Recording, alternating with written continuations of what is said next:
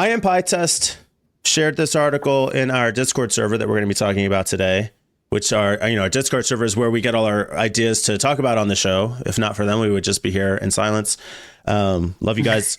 Come check it out. I don't know if it's on the surface, it feels like kind of a dry topic, but I think it's going to be interesting. We're going to talk about how the 5 aging tech giants are co-opting disruption, basically in support of their own monopolies.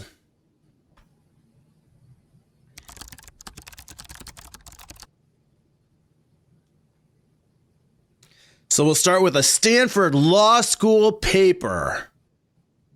Okay. Super exciting. Co-opting disruption. Basically, the premise is it's relatively simple. The premise is these 5 giant tech companies, Alphabet, Amazon, Apple, Meta, and Microsoft,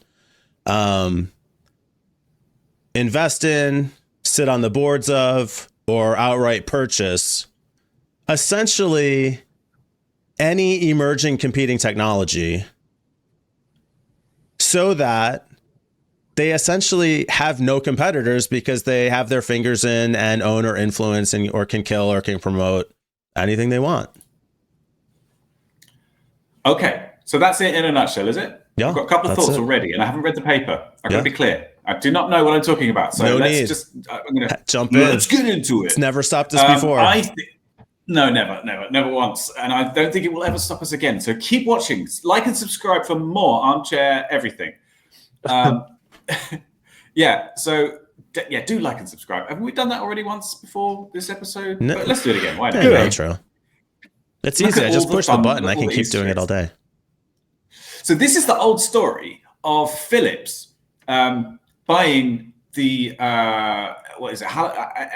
the type of light bulbs that last forever and then squashing the technology. This kind of theories have been around forever, and sometimes they're actually true. Electric and cars. A lot of times things like it's also, I've told this story before about a friend of mine who started like 3 different companies, and he started them specifically with the idea of making something that was like, but not quite exactly, a Microsoft product, so that he would get bought by Microsoft. That was his business plan. Bought by Microsoft. Did it work? He did it. 3 times. He got millions from it. Like he did an Excel kind of competitor type thing, and it was just good enough to make sort of seem as though it could be a problem for them. And they ended up buying him, and they kind of, an acqui-hire or whatever it is, just killed the company off. So like this kind of shit does happen, but I don't think it's ever been successful ever in actually genuinely squashing innovation, right? So it's not. Well, it might slow down things a bit, but not that it squashes innovation, but that they end up being the ones who benefit from that innovation, no matter where it comes from. Yeah, controlling it, right? Controlling it and owning it in the long run. Licensing it before anybody else can, like whatever works to their benefit, they've already got their foot in every single door so that they can make sure they're the only ones who can come through. So why do we care? Why do we care? So do we care? Yeah. Because as you said, this happens everywhere, right? If we look at like industry consolidation is not new news. The number of semiconductor fabricators was 25 in the early 2000s. By the end of 2010s, it was 3. We look at this chart of, so this is global market share by industry of the top 5 largest firms. So if you look at like footwear, healthcare, movies, entertainment, internet and direct marketing, email, I think that's eBay and Amazon, tobacco. In each of those 5 industries, the top 5 companies control more than 85% of the total market share. So this is, Ford buying up all their competitors, Apple buying up all their competitors, all that, you go through the grocery store and see 50 different brands of cereal only to find out they're owned by 3 different companies, all this kind of thing.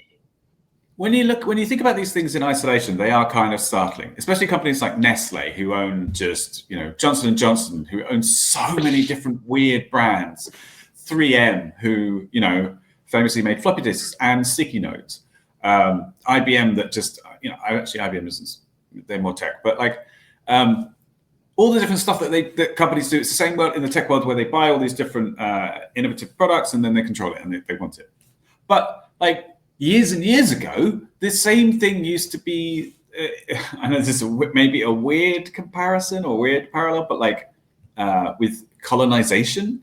So like the Dutch East India Company used to basically invade everywhere and take over all industries around the world. The same for the British, who are unquestionably a bunch of assholes, every single one of them. And this kind of shit happens, but Yes. it's never really. It goes in cycles, right? Things do get better after time, and then So I don't know. What do you think?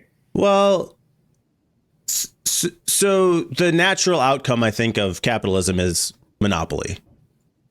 Yeah. The best company will just keep getting bigger and bigger and bigger. The libertarians would argue, no, the market will decide, because if they decide that one company's product's not good enough, they'll go buy from somebody else. But if two companies own the entire market, who else are you going to buy from? Like, Right. especially if they're colluding on price. And a good example of that, a terrible example of that, I think, is American politics, where you've got a duopoly of Democrats and Republicans who are both funded by the same group of people who are, making sure that the only choices we have are between Joe Biden and fucking Donald Trump. Those are the only two options we have out of an entire country's worth of potential. Unfortunately, that's not the whole world, though, right?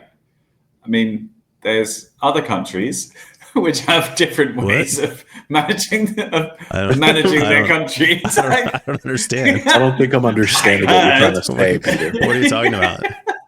It's not connecting for me. What's that have to do with us? I just think that, like, I kind of like this idea. Well, not like, but like the cyberpunk dystopia of giga corporations, all the William Gibson stuff about, corporate espionage and corporate assassinations, and this kind of that feels like what this consolidation stuff is headed towards. It's like massive giga giants and this like kind of corpo wars from Cyberpunk. Yeah. Absolutely, it is. Yeah, so cool. Yeah. No question. Also not cool at all. It's exactly. Yeah. It's like it's cool in a game. Yeah, exactly. Or a book, but right. In real life, maybe. Yeah. Yeah. But I don't think that's actually. I don't really feel it in my bones that that's actually really going to be where we'll end up, because there'll be something that happens, like in the case of colonialism, like in the case of Nestle. Well, actually, Nestle and IBM are the big giants at the moment, but other companies that have IBM's a good one. They're still massive, but they're kind of a dinosaur. And companies like Google and Amazon came into being, 20 years ago. So I don't know. I don't know what's next, but I don't think it's going to be the end of everything.